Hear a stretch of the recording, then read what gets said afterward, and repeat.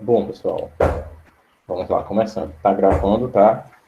Vocês já podem colocar o nome e o número aqui na gravação dessa aula de história, tá bom?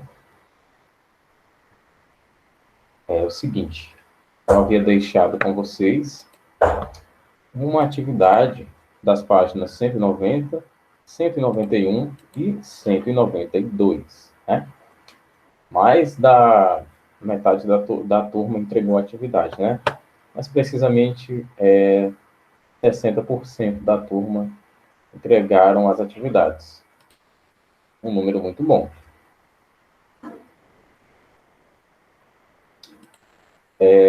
Deixa eu ver o quê? Professor, ver, eu vi, eu ainda não corrigi, tá certo?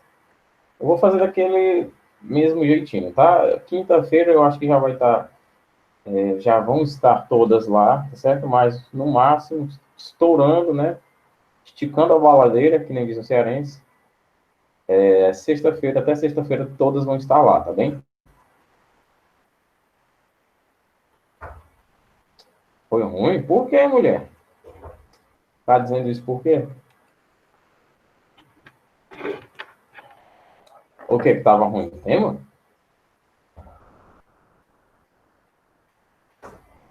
O tema? Mas, Letícia, a gente tinha visto o tema em sala, a gente tinha trabalhado ele antes. Tinha até colocado um texto motivador, a gente tinha conversado aqui, dialogado, debatido dos temas que tinha, né? Cuidados com a saúde mental no Brasil. A gente conversou bastante sobre esse tema. Eu, eu particularmente, eu não vi outra maneira de colocar aliás, uma maneira de colocar um tema melhor, né? Assim, no sentido de que a gente já tinha visto, né? Porque, por exemplo, no simulado passado, vocês nem sequer tinham visto aquele tema, né? E já dessa vez não. Eu coloquei um tema que a gente já tinha trabalhado em sala, né? Tinha até algumas pessoas que mandaram atividade sobre aquele tema já. Aí quando foram fazer redação, já estava com a cabeça bem fresca. Bem fresca. Então quase não conseguia mandar, estava sem mente. Ah, mas aí já não é o tema, né, minha querida? Bom, vamos lá. Página 190, livro de História. Nosso assunto ainda é Segunda Guerra Mundial e Guerra Fria, né? Mais precisamente, a gente já está vendo Guerra Fria. Né?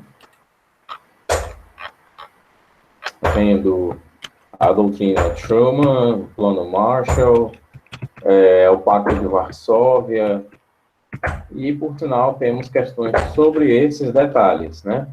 Então, vamos lá, página 190, primeira questão. Temos aqui. Cite e explique os principais motivos para o surgimento da Guerra Fria.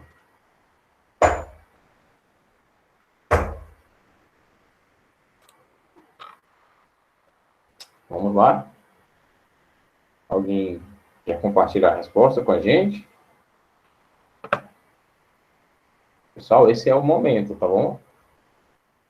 É o momento de vocês me dizerem como é que vocês estão em relação à disciplina. Isso é muito importante na hora de eu fazer a prova bimestral de vocês, tá certo?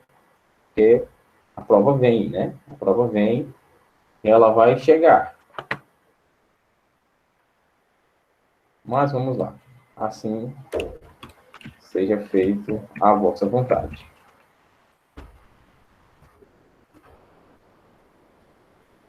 Bom,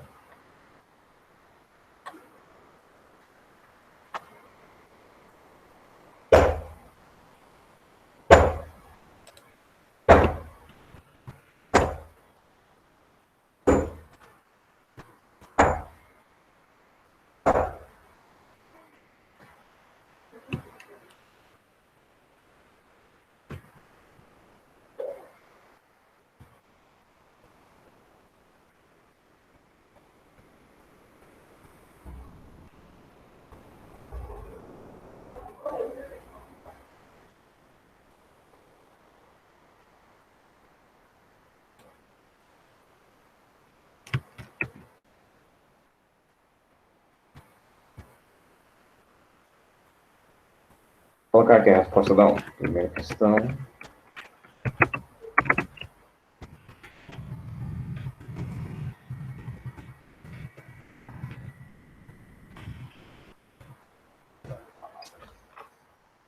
Motivos foram fortalecimento, né, da União Soviética e dos Estados Unidos, já que eram grandes potências a nível econômico e a nível territorial. E eles não sentiram, justamente por serem potências, né, não sentiram tanto quanto os demais países da Europa os efeitos econômicos da guerra, porque a gente sabe, a gente vem estudando isso e sobre várias civilizações, tanto em geografia como em história, que financiaram a guerra é caro. Muitos países estavam passando por grandes crises no período pós-guerra, mas os Estados Unidos e a União Soviética conseguiram sair fortalecidos da crise, saíram vitoriosos, né? A União Soviética derrotou a Alemanha na sua própria terra, né? Invadiu Berlim, hastearam a bandeira soviética no parlamento, no Reichstag. Já os americanos lançaram as bombas atômicas, aliás, contra Nagasaki, contra Hiroshima, né? Acentuando seu poder imperialista, seu poder armamentista, seu poderio bélico, né? Então temos aqui as duas grandes nações vitoriosas da Segunda Guerra Mundial. Mas é sempre importante lembrar, quem venceu de vez a Segunda Guerra Mundial foi a União Soviética. Os Estados Unidos só pegou carona na vitória do Exército Vermelho, tá bom? Mas sem União Soviética, isso seria muito difícil, para não dizer impossível, né? Mas seria muito difícil derrotar a Alemanha. Foi basicamente na rebelião do Exército Vermelho da União Soviética que a Alemanha perdeu a guerra.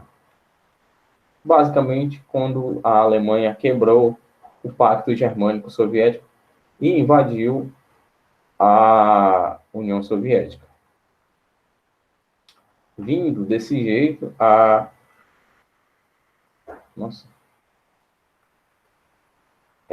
começar essa guerra ideológica, essa corrida armamentista, corrida espacial, dessa maneira. Só uma pergunta, pessoal, que não tem nada a ver com o conteúdo. O Meet está tirando vocês da sala, assim, do nada também, hoje? Ou foi só comigo?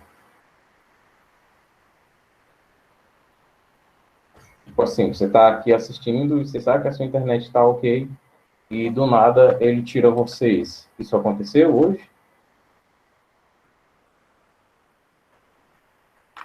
Então tá ok.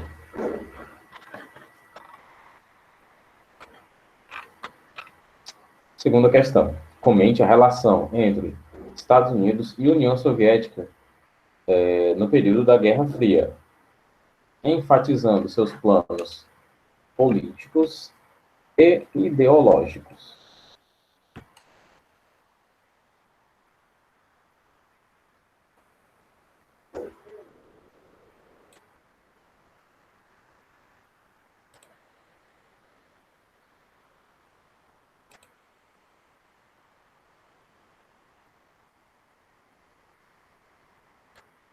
Alguém quer compartilhar a resposta?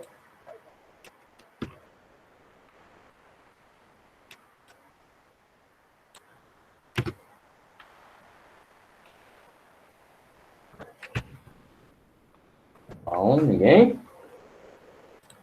Eita, que essa prova vai ser ótima.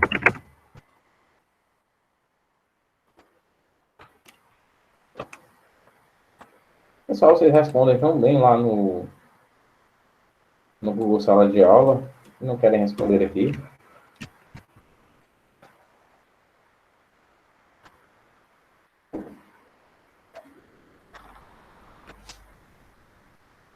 Bom, vamos lá. A relação entre os soviéticos e os estadunidenses sempre foi conturbada, principalmente na Guerra Fria, né?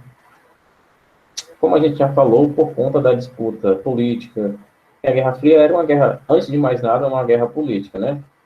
Ideológica também e econômica entre duas linhas de pensamento da economia, o socialismo e o capitalismo.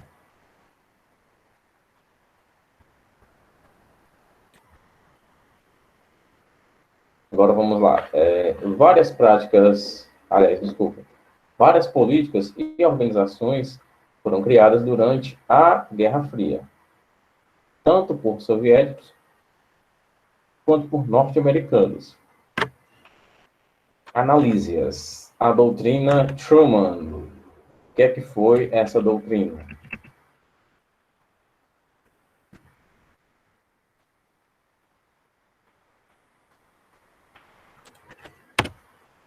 É a ADA 3, né?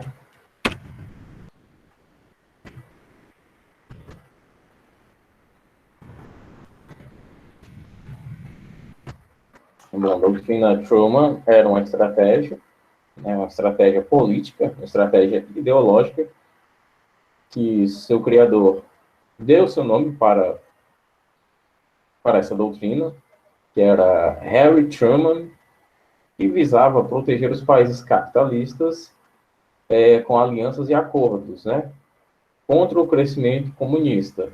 Ou seja, era uma aliança política para impedir o crescimento do comunismo na Europa. E, claro, como estamos falando dos metidos dos Estados Unidos, né, todo conflito eles querem se meter, a doutrina Truman deixava claro que os Estados Unidos iriam intervir em qualquer conflito onde um dos países da sua aliança estivesse envolvido, né? Para que essas ameaças não abalassem a estrutura capitalista, ou seja, a estrutura econômica na qual os Estados Unidos se baseia.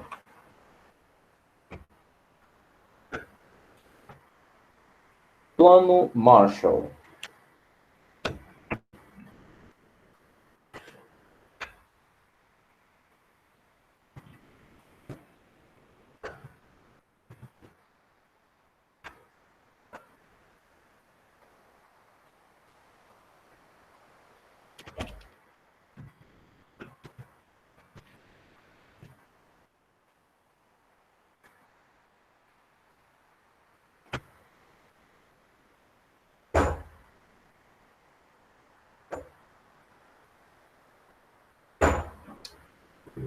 Travou. Pronto. Vou colocar aqui a B da 3. Que foi o plano Marshall.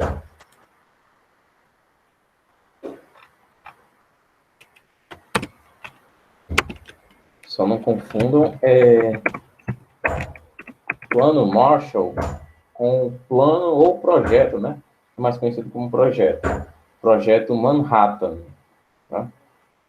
Isso pode estar na prova, né? Na verdade, o projeto Manhattan foi o projeto de onde se originaram as bombas atômicas, tá? Só para ficar fixado. Projeto Manhattan, criação das bombas atômicas. Plano Marshall visava estabelecer linha de empréstimos e crédito a nações que aceitassem a política econômica do capitalismo. Só isso, tá bom?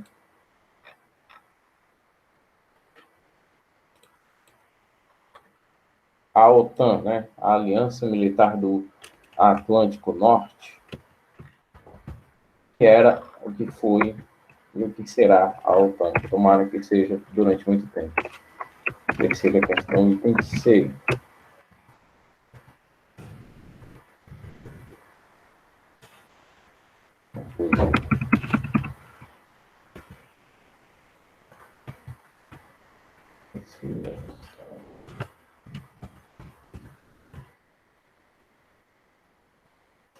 Bom, a OTAN, como eu falei, né? Aliança Militar do Atlântico Norte, ou Organização do Tratado do Atlântico Norte, foi criada pelo bloco capitalista, Estados Unidos, França e Inglaterra, né, que visava estabelecer essa articulação militar e, claro, financeira também. Se estamos falando de articulação militar, estamos falando de articulação financeira. E também a questão das espionagens, tá certo? Espionagens conjuntas, é claro.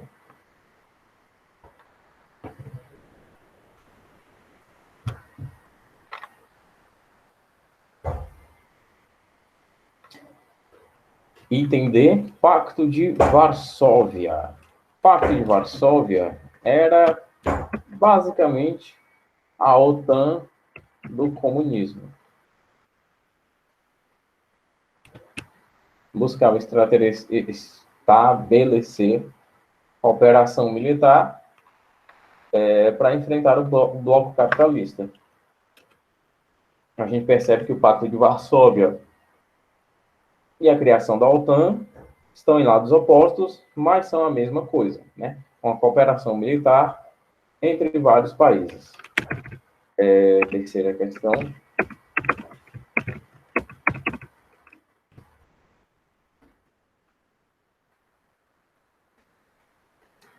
Por fim, a item é a Comecon. O que foi a Comecon? Terceira questão. Opa.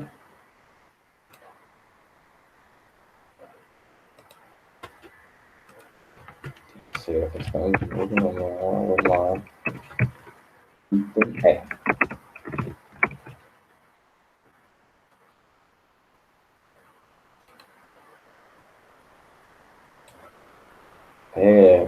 devido à política anticomunista, Estados Unidos, pelos Estados Unidos, aliás, a União Soviética criou o Conselho para Assistência Econômica Mútua,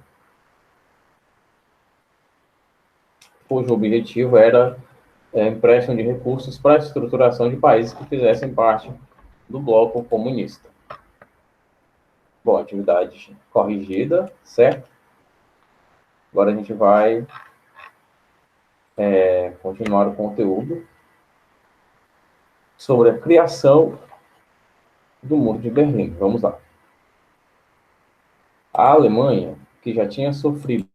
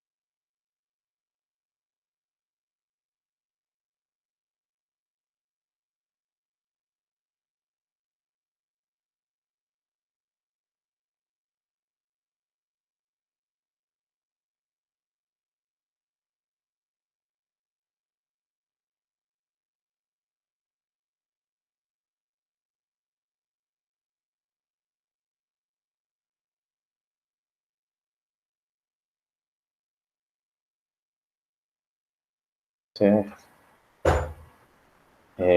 Pessoal, vocês conseguem me ouvir?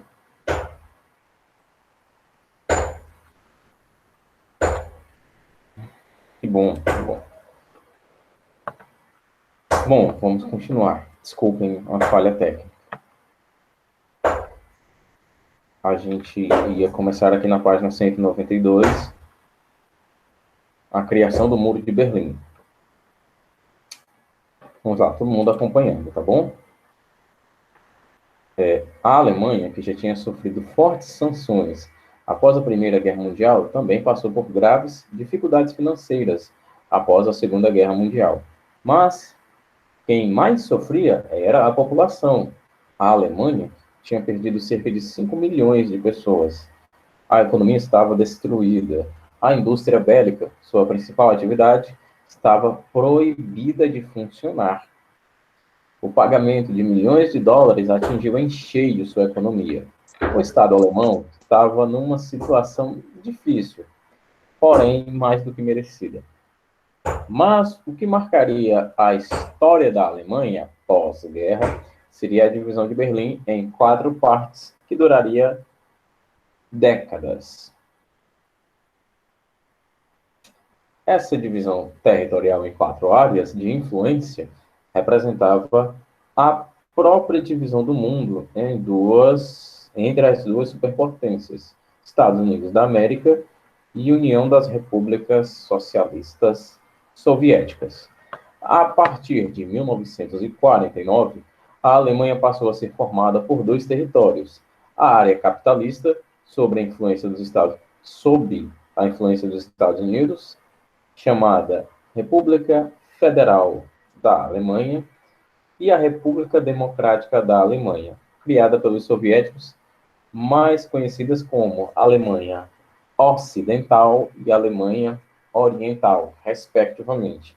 A Alemanha Ocidental, controlada pelos Estados Unidos, a Alemanha Oriental, controlada pela União Soviética. Bom, então, explicando esses 2 parágrafos, né, que já estão muito bem explicados. Depois da Segunda Guerra, né, depois do fim da Segunda Guerra Mundial, não apenas os entraves na economia abateram a Alemanha em cheio, né? O pagamento de milhões, as várias mortes e o fato de sua principal engrenagem da economia, que era a indústria bélica, ou seja, a indústria de armas, munição, carros de guerra e tudo relacionado ao militarismo, essa indústria estava proibida de funcionar.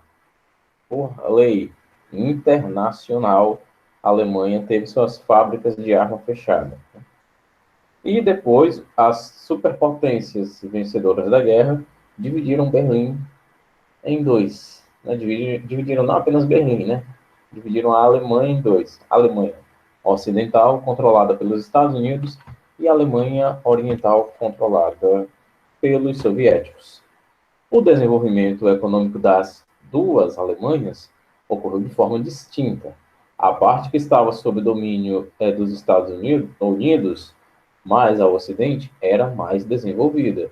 Os norte-americanos criaram uma política econômica para a Alemanha Ocidental voltada para um mercado de consumo baseado no liberalismo econômico e o sistema capitalista. Já a Alemanha Oriental vivenciava um certo atraso desde o período em que foi unificada, com poucas áreas produtivas, cuja principal atividade era a agricultura em latifúndios de posse de membros da minoria rica. A Alemanha Oriental buscava ter uma posição livre e independente das 2 superpotências mundiais. Mas isso não durou muito, pois a pressão dos soviéticos fez com que os alemães orientais aderissem ao Pacto de Varsóvia. O Pacto de Varsóvia, a gente viu, né? Aquela aliança, né? Liderada pelos soviéticos. Aliança de cooperação militar e estratégia no enfrentamento contra os capitalistas, né? Então, a gente nota aqui que a Alemanha Oriental, né, ou seja, os alemães orientais aderiram ao Pacto de Varsóvia. Esse desenvolvimento desigual das Alemanhas fez com que os alemães buscassem oportunidades na parte ocidental, visando evitar essa evasão de mão de obra. A Alemanha Oriental, com total apoio dos soviéticos, construiu um Muro de Berlim em 1961 e isolou a metade ocidental do resto do território, dividindo a cidade de Berlim dividindo a cidade, aliás, desculpem, em Berlim Oriental e Berlim Ocidental. Próxima página.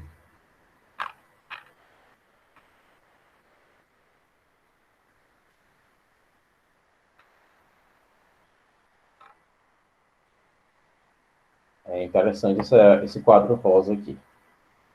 Um dos museus mais famosos da Alemanha, o Berliner Unterweiler, não tem, né? Unterweiten.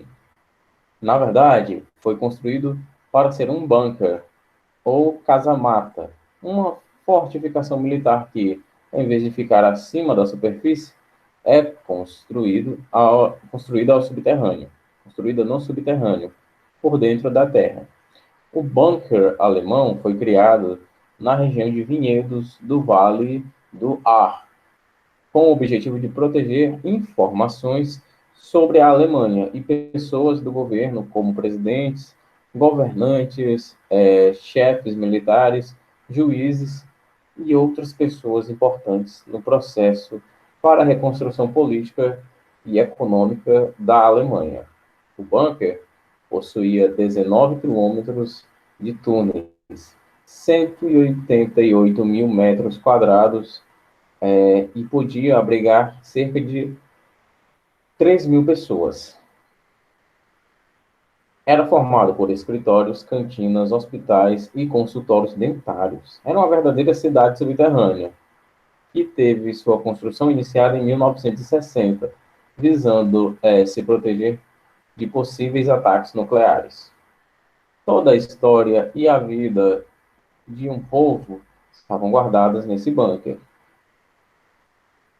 Passados os perigos nucleares e o fim da Guerra Fria, o bunker foi aberto como museu na Alemanha e tem atraído milhares de turistas e curiosos que querem ter uma ideia de como as potências mundiais se preparavam para uma destruição em massa. Tudo isso com medo do que aconteceu ao Japão, né?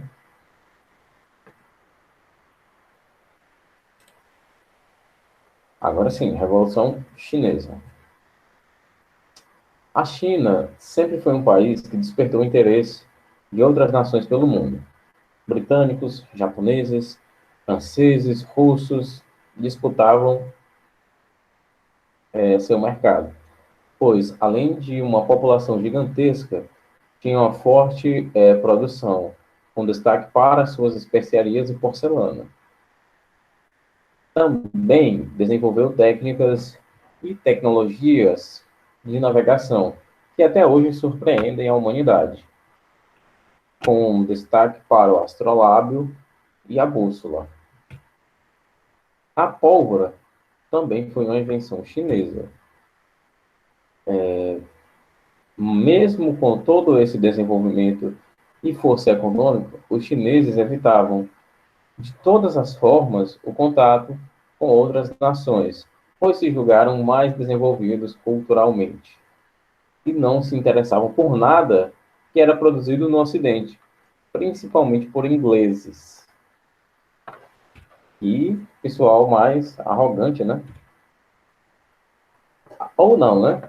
A dinastia Manchu, à frente do governo chinês, tentou manter essa... Aliás, a dinastia Manchu, à frente do governo chinês, tentou manter essa política de isolamento, mas acabou fracassando. No decorrer do neocolonialismo, no século XIX, várias nações da Ásia e da África se tornaram colônias dos principais países europeus, como Inglaterra, França, Bélgica, Portugal e Espanha. Depois de muito insistir, após as duas guerras do ópio e dos tratados de Nanquim e Tientsin, no século XIX, os ingleses conseguiram que os chineses abrissem seus portos e começassem a negociar. Isso causou uma crise social na China, não só pela tradição, mas também por fatores econômicos, já que o lucro era muito pequeno para os chineses.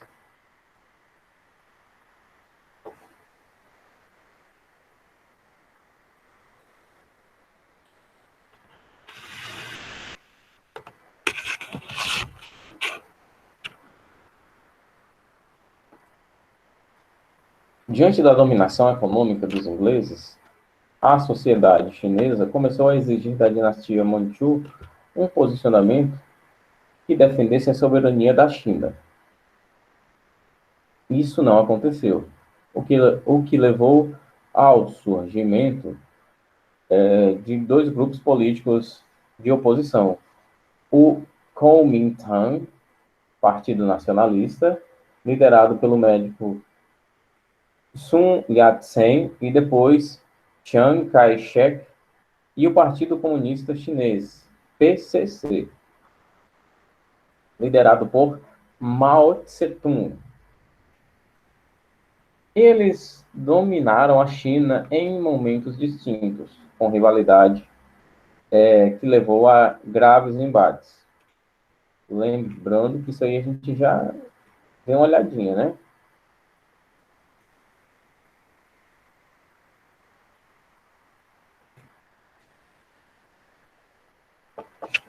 Sobre Mao Tse-tung, sobre Deng Xiaoping, sobre Kuomintang. Vimos um pouco disso aí já. O Kuomintang era um partido nacional, era, aliás, o Partido Nacional Chinês, criado pelo médico Sun Yat-sen no ano de 1900, aliás, que justamente discordava das práticas que levaram a China a ser dependente economicamente dos britânicos e ao caos social. Com apoio popular, o Kuomintang, liderado por uma revolução que proclamou a República Democrática da China em 1911, pondo fim à era das dinastias. No entanto, Kuomintang teve grandes dificuldades para se consolidar no poder, devido principalmente ao tamanho do território chinês e à complexidade do seu povo, formado por vários grupos étnicos e culturais. Outro fator que dificultou a consolidação da República Chinesa foi a criação do Partido Comunista Chinês, cujo principal líder era Mao Tse-tung, que tinha influência na Revolução Russa de 1917. Como outros comunistas, os chineses do PCC acreditavam na luta de classes e defendiam a instalação de um governo proletário, governo dos trabalhadores, feito por trabalhadores, voltado para os trabalhadores, certo? Governo de pobres, para os pobres não serem mais pobres. As contradições entre o Kuomintang e o PCC eram muitas, mas tinham de conviver com as diferenças, visto que a China se encontrava dividida devido aos diversos grupos culturais existentes, que não aceitavam a dominação do Partido Nacional Chinês. Na luta pela unificação da China, o Kuomintang contou com o apoio dos comunistas, que entendiam que antes de tentar uma revolução comunista na China, teriam de unificar o território.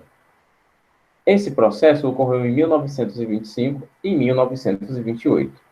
O novo líder do Kuomintang, o anticomunista Chiang Kai-shek, aproveitou da aliança para atacar os comunistas em Xangai, visando eliminar qualquer possibilidade após a unificação, sofrer ataque das tropas do líder comunista Mao Tse-tung. E havia outro problema: a própria disputa interna dos comunistas, já que parte deles acreditava na revolução proletária, em que os operários tomariam o poder.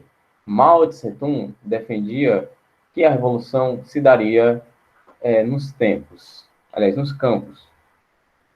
A Internacional Comunista ordenou,